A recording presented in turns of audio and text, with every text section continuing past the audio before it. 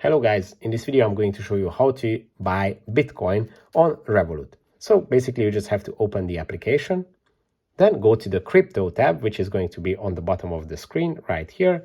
The fourth option, just click on it. And to purchase Bitcoin, you have to tap on the trade icon and select Bitcoin. It is going to be the first option on the list. Just tap on it. Here, obviously, you can review the chart of Bitcoin, how the price was changing for the past period. And if you decide to buy, you just have to tap on the buy icon and type in the amount of Bitcoin that you would like to purchase. Here you can obviously select which payment account would you like to use on your Revolut. If you have multiple currencies, you can select which currency would you like to use for the purchase. Then tap on the review order to see all the details of your order. Obviously, this is the amount that you are going to pay. This is the fee.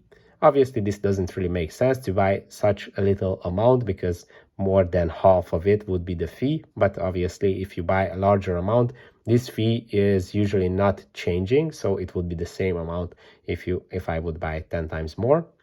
This is the price of Bitcoin at the moment of the purchase. As you can see, it changes all the time.